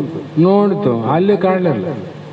ಮತ್ತೆ ಹಿಂಗೆ ಓಡೋದೆ ನೋಡೋದೆ ಅದಕ್ಕೆ ಇಲ್ಲೇ ಆದಂಥ ಕಣ್ಣಿಗೆ ಕಾಣಲೇ ಇಲ್ಲ ವಾಸನೆ. ಹಿಂಗೆ ಬ್ಯಾಸರು ಬಂದು ಒಂದು ಸಲ ಮಲಗಿತು ದಣ್ಕಂಡು. ಮುಖ ಏನು ಮಾಡ್ತಂದ್ರೆ, ನಾಯಿ ನೋಡಿ ಮಲಗುವಾಗ 2 ಕಾಲು ಸಂಧಿಯಲ್ಲಿ ಮುಖ ಮಾಡಿ ಮಲಗ್ತಾವ. ಅದ್ರಂಗೆ ಮಕ್ಕಂಡ ಗೊತ್ತಾಯ್ತು, ತನ್ನ ಹೊಕ್ಕಳ ತನ್ನ ದೇಹದಿಂದಲೇ ಈ ವಾಸನೆ ಬರ್ತದಂತ ಅವಾಗ ಗೊತ್ತಾಯ್ತದ. ಯಾವಾಗ ತನ್ನ ವಿಚಾರ ಮಾಡಿದಾಗ ತನ್ನಲ್ಲೇ ಕಸ್ತೂರಿ ಮೃಗ ಅನ್ನುವಂಥದ್ದು ಆ ವಾಸನೆ ಬರ್ತದ. ಅದು ನನ್ನಲ್ಲೇ ಆದಂತ ಆವಾಗ ಗೊತ್ತಾಗಿ ಬೇರೆ ಕಡೆ ಹುಡುಕೋದು ತಿರುಗಾಡೋದು ಬಿಡ್ತು ನೋಡ್ರಿ. ಅದಂತೆ ಈ ಆನಂದ ಎಲ್ಲಿ ಅದಪ್ಪ, ಸುಖ ಎಲ್ಲಿ ಅದ, ಶಾಂತಿ ಎಲ್ಲಿ ಅಂತ ಹುಡುಕಕ್ಕ ಹೊಂಟೀವಿ ನಾವು. ಅಲ್ಲಿ ಆದಂದ್ರು ಅಲ್ಲಿ ಹೋಗಿ ನೋಡಿದ್ವಿ, ಅಲ್ಲಿ ಹೋಗಿ ಬರೋದ್ರಾಗ ದುಃಖ ಆಯ್ತು. ಮತ್ತೊಂದೆಲ್ಲ ಆದಂದ್ರು ಅಲ್ಲಿ ಹೋದ್ವಿ, ಅಲ್ಲಿ ಹೋಗಿ ಬರೋದ್ರಾಗ ಮತ್ತೆ ದುಃಖ ಆಯ್ತು. ಕೊನೆಗೆ ಬೇಸರ ಬಂದು ಯಾವಾಗ ನೋಡು ನೋಡು ನೋಡು ಎಲ್ಲಿ ಅಲ್ಲಿ ಇಲ್ಲ ಎಲ್ಲಿ ಇಲ್ಲ ವಾಸನೆ ಬರ್ತದಂದ್ರೆ ಮತ್ತೆ ನಿನ್ನ ಬಿಟ್ಟು ಅದು ಇರ್ಲಿಕ್ಕಿಲ್ಲ, ನಿನ್ನಲ್ಲೇ ನೋಡು ಅಂತ ಹೇಳಿದಾಗ ಆ ನಾಯಿ ತನ್ನಲ್ಲೇ ತಾನು ಹೇಗೆ ನೋಡಿತು ಮೃಗ, ತನ್ನಲ್ಲೇ ಆ ಕಸ್ತೂರಿಯನ್ನು ಕಂಡಿತಲ್ಲ. ಅವ್ರಂಗ ಮಹಾತ್ಮರು ತಿರುಗಾಡಂತ ಬಿಟ್ರು. ಹೋಗ್ರಿ ಎಲ್ಲೇನೋ ಕಾಶಿ ಹೋಗ್ರಿ, ಎಲ್ಲೇನೋ ಹೋಗಿ ಬರ್ರಿ. ಅಲ್ಲಿ ಹೋಗಿ ಬಂದರೂ ಕೂಡ ಇಲ್ರಿ ನಮಗೆ ದೇವ್ರು ಕಾಣಲಿಲ್ಲ, ಆನಂದ ಆಗಲಿಲ್ಲ, ದೇವ್ರು ಕಾಣಲಿಲ್ಲ, ಸುಖ ಆಗಲಿಲ್ಲ ಅಂತ ಯಾವಾಗ ಹೇಳಕ್ಕೆ ಶುರು ಮಾಡಿದ್ರ ಆವಾಗ ಶ್ರೋತ್ರಿಯ ಬ್ರಹ್ಮನಿಷ್ಠ ಹಿಡ್ದ, ನೋಡೋ ವಿಚಾರ ಮಾಡೋ ಆನಂದ ನಿನ್ನಲ್ಲಿ ಆದಂತ ಅನುಭವ ಹೆಂಗ್ರಿ, ನಿದ್ದೆ ಮಾಡಿ ನೋಡು ಆನಂದ ಆದಲ್ಲ ಗೊತ್ತಾಯ್ತು. ದಣಕಣ ನಿದ್ದೆ ಮಾಡಿದಾಗ ಆನಂದ ಆಗಿದಿಲ್ಲ ನಮ್ಗೆ. ಆನಂದ ಹೊರಗಲಿಂದ ಕಾಶಿಯಿಂದ ಬಂತು, ಕೈಲಾಸದಿಂದ ಬಂತು, ನಿನ್ನಲ್ಲಿದ್ದ ಆನಂದ. ಆವಾಗ ನೋಡಿದಾಗ ಅನಿಸ್ತು ಏನಾಯ್ತು, ಅರಣ್ಯವೆಲ್ಲ ಹುಡುಕಿ ದಣದಂತೆ ಮೃಗವು ಆತ್ಮನನ್ನು ಅಂದರೆ ಪರಬ್ರಹ್ಮವನ್ನು ಎಲ್ಲಿಯೂ ಹುಡುಕುವ ಕೆಲಸವಿಲ್ಲ. ಎಲ್ಲಿಯಾಕೆ ಹುಡುಕುತ್ತಿದ್ದು, ಅದು ನಮ್ಮೆಲ್ಲರ ಸ್ವರೂಪ. ಆತ್ಮ ಅಂದ್ರೇನು, ನಮ್ಮೆಲ್ಲ ಸ್ವರೂಪವೇ ಆತ್ಮ, ದೇಹ ಅಲ್ಲ. ದೇಹ ಆತ್ಮ ಅನ್ಬೇಡ್ರ. ಮತ್ತೆ ದೇಹದ ಒಳಗ ಇರುವಂಥ ದೇಹ, ಜಡವಾದ ದೇಹವನ್ನ ತಿಳಿಯುವಂಥ ಚೈತನ್ಯ ಸ್ವರೂಪನಾದ ಅರಿವಾದಲ್ಲ, ಆ ಅರಿವಿಂದ ನಾ ಹೇಳ್ತೀವಿ. ಕೈ ನಾನಂತ ಯಾರಿಗನ್ನ ಹೇಳಿದೇನು, ಕಾಲ ನಾನಂತ ಹೇಳಿದೇನು, ಕಣ್ಣು ಕಣ್ಣೇ ನಾನಂತ ಹೇಳಿದೇನು, ಕಿವಿನೇ ನಾನಂತ ಹೇಳ್ತದೇನು ಅಂದಾಗ ಇವೆಲ್ಲ ಇನ್ನೊಬ್ಬರು ನಾನು ಹೇಳ್ತೀನಿ. ಯಾವುದು ಇದು ನನ್ನ ಕೈ, ನನ್ನ ಕಾಲು. ಕೈ ಹೇಳಲ್ಲ, ಕಾಲು ಹೇಳಲ್ಲ, ಕಿವಿ ಹೇಳಲ್ಲ. ನೀ ಹೇಳ್ತಿದ್ದಂದ್ರೆ ನೀ ಯಾರು, ನಿನ್ನ ಕೈ ಏನಲ್ಲ, ಕಾಲಲ್ಲ, ಕಣ್ಣಲ್ಲ ಅಂತ ಇಲ್ಲೇ ಅನುಭವಕ್ಕಾಯ್ತು. ಇನ್ನೊಬ್ಬರನ್ನ ನಾನಾದ್ರೆ ಏನು ಹೇಳಕ್ ಬರಂಗಿಲ್ಲ. ಇನ್ನೊಬ್ಬರು ಇದ್ದಾಗ, ಬೇರೆಯವ್ರಿದ್ದಾಗ ಇವ್ರು ಅಂತ ಹೇಳ್ತೀವಿ. ಅಲ್ಲಿ ಬೀರಪ್ಪ ಅಂತೀವಿ, ಸೌಕಾರ ಅಂತೀವಿ, ಸೂಗಪ್ಪ ಅಂತೀವಿ. ಸೂಗಪ್ಪನೇ ನಾನಾಗಿದ್ದೆ, ಸೌಕಾರನೇ ನಾನಾಗಿದ್ದೆ, ಬೀರಪ್ಪನೇ ನಾನಾಗಿದ್ದೆ ಅಂದಾಗ ಆತ ಬೀರಪ್ಪ, ಸೌಕಾರ, ಸೋಗಪ್ಪ ಅಂತ ಹೇಳಕ್ ಬರ್ತದೆ. ಅದ್ರಾಗ ದೇಹವನ್ನು ತಿಳಿಯುವಂಥ ಆತ್ಮ ಬೇರೆನೇ ಇದ್ದೀವಿ, ಆ ಸ್ವರೂಪವೇ ನಾವಿದ್ದೀವಿ ಅರ್ಜುನ, ಇದನ್ನು ನೀ ತಿಳಿದುಕೋ ಅನ್ನುವಂಥ ಮಾತನ್ನ ಇಲ್ಲಿಯವರೆಗೆ ಹೇಳಿದರು. ನಾಳೆ ದಿನ ಮುಂದಿನ 16ನೇ ಶ್ಲೋಕವನ್ನು ಆಧಾರವಾಗಿಟ್ಟುಕೊಂಡು ನಾವು ನೀವು ವಿಚಾರ ಮಾಡೋಣ ಅನ್ನುವಂಥ ಮಾತನ್ನು ಹೇಳ್ತಾ ಇವತ್ತಿನ ಶಾಸ್ತ್ರದ ಪುಷ್ಪಗಳನ್ನು ಗುರುಪಾದಕ್ಕೆ ಸಮರ್ಪಿಸಿ ನಾವು ನೀವು ಧನ್ಯರಾಗೋಣ ಅನ್ನುವ ಮಾತನ್ನು ಹೇಳ್ತಾ ಮುಂದಿನ ಕಾರ್ಯ. ಶಿವಾಯ ನಮಃ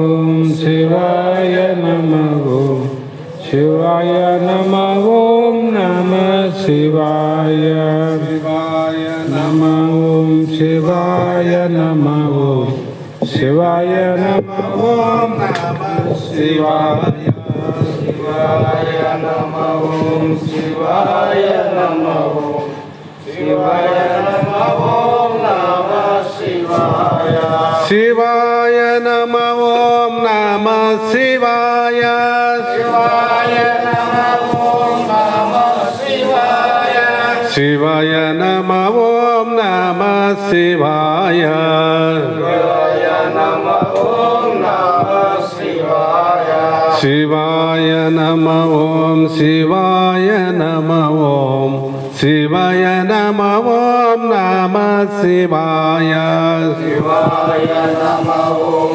ಶಿವಾಯ ನಮಃ ಓಂ ಶಿವಾಯ ನಮಃ ಓಂ ನಮಃ ಶಿವಾಯ ಶಿವಾಯ ನಮಃ ಓಂ ನಮಃ ಶಿವಾಯ ಶಿವಾಯ ನಮಃ ಓಂ ನಮಃ ಶಿವಾಯ ಶಿವಾಯ ನಮಃ ಓಂ ನಮಃ ಶಿವಾಯ ಶಿವಾಯ ನಮಃ ಓಂ ನಮಃ ಶಿವಾಯ ಶಿವಾಯ ನಮಃ ಓಂ ಶಿವಾಯ ನಮಃ ಓಂ ಶಿವಾಯ ನಮಃ ಓಂ ನಮಃ ಶಿವಾಯ ಶಿವಾಯ ನಮಃ ಓಂ ಶಿವಾಯ ನಮಃ ಓಂ ಶಿವಾಯ ನಮಃ ಓಂ ನಮಃ ಶಿವಾಯ ಶಿವಾಯ ನಮಃ ಓಂ ಶಿವಾಯ ನಮಃ ಓಂ ಶಿವಾಯ ನಮಃ ಓಂ ನಮಃ ಶಿವಾಯ ಶಿವಾಯ ನಮಃ ಓಂ ಶಿವಾಯ ನಮಃ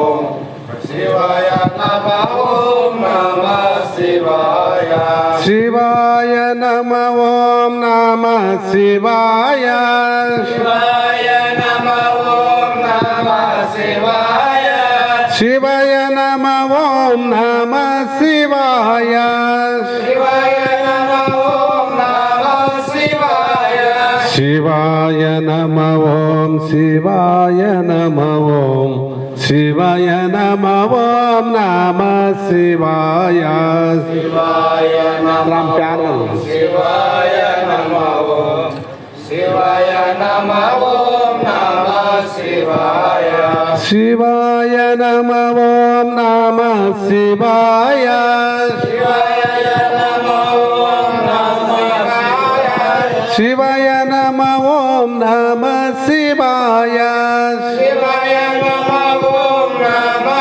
ಶಿವಾಯ ಶಿವಾಯ ನಮಃ ಓಂ ಶಿವಾಯ ನಮಃ ಓಂ ಶಿವಾಯ ನಮಃ ಓಂ ನಮಃ ಶಿವಾಯ ಶಿವಾಯ ನಮಃ ಓಂ ಶಿವಾಯ ನಮಃ ಓಂ ಶಿವಾಯ ನಮಃ ಓಂ ನಮಃ ಶಿವಾಯ ಶಿವಾಯ ನಮಃ ಓಂ ಶಿವಾಯ ನಮಃ ಓಂ ಶಿವಾಯ ನಮಃ ಓಂ ನಮಃ ಶಿವಾಯ ಶಿವಾಯ ನಮಃ ಓಂ ಶಿವಾಯ ನಮಃ ಓಂ ಶಿವಾಯ ನಮಃ ಓಂ ನಮಃ ಶಿವಾಯ ಗುರುದೇವ ಬಸವಾನಂದ ಯೋಗಿಗೆ ಬೆಳಗುವೆನಾರತಿಯ ಗುರುವರ ಬೆಳಗುವೆನಾರತಿಯ ಗುರುದೇವ ಬಸವಾನಂದ ಯೋಗಿಗೆ ಬೆಳಗುವಿನ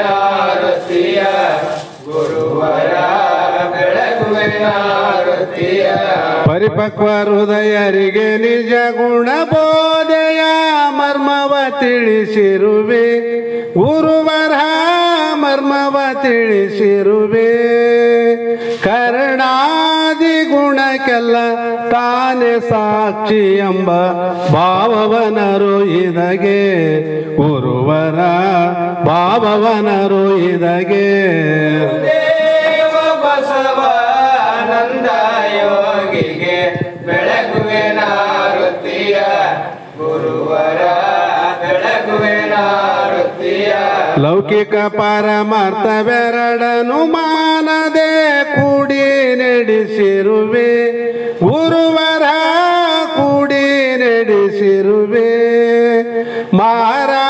ಮಾರಾಮಾರ್ದನ ಶಂಭೋ ಲಿಂಗವನೊಲಸಿ ಗಂಭೀರದಿ ಸುಖಿಸಿರುವೆ ಗುರುವರ ಗಂಭೀರದಿ ಸುಖಿಸಿರುವೆ ದೇವ ಬಸವಾನಂದ ಯೋಗಿಗೆ ಬೆಳಗುವಿನ ಆರತಿಯ ಗುರುವರ ಬೆಳಗುವಿನ ಆರತಿಯ ಸಂಸಾರದೊಳಗೆ ಬಳಲುವ ನರರಿಗೆ ಈ ಭವದಿಂದ ತಾರಿಸಿದಿ ಗುರುವರ ಈ ಭವದಿಂದ ತಾರಿಸಿದಿ ಭವಮಾಲೆಗೊಳಗಾದೇನೆಂಬ ಭ್ರಮೆಯನ್ನು ನೀನು ಬಿಡಿಸಿರುವೆ ಗುರುವರ ನೀನು ಬಿಡಿಸಿರುವೆ ಗುರುದೇವ ಬಸವ ಆನಂದ ಯೋಗಿಗೆ ಬೆಳಗುವೆ ಆರತಿಯ ಗುರುವರ ಬೆಳಗುವೆ ಆರತಿಯ ಹರ ಓಂ ಚೈತನ್ಯಂ ಶಾಶ್ವತಂ ಶಾಂತಂ ವ್ಯೋಮಾತೀತಂ ನಿರಂಜನಂ ನಾದಬಿಂದು ಕಲಾತೀತಂ ತಸ್ಮೈ ಶ್ರೀ ಗುರವೇ ನಮಃ ಶ್ರೀಮಜ್ಜಗದ್ಗುರು ಸಿದ್ಧಾರೂಢ ಸ್ವಾಮಿ ಮಹಾರಾಜ್ ಕಿ ಜೈ ಶ್ರೀ ಸದ್ಗುರು ಶಿವಪುತ್ರ ಸ್ವಾಮಿ ಮಹಾರಾಜ್ ಕಿ ಜೈ ಶ್ರೀ ಸದ್ಗುರು ಬಸವಾನಂದ ಸ್ವಾಮಿ ಮಹಾರಾಜ್ ಕಿ ಜೈ ಶ್ರೀ ಸದ್ಗುರು ಅಭಿನವ ಮಹಾರಾಜ್ ಕಿ ಜೈ सकल साधु संत महाराज की जय। जय मंगलम जय नमः पार्वतीश्वर महादेव।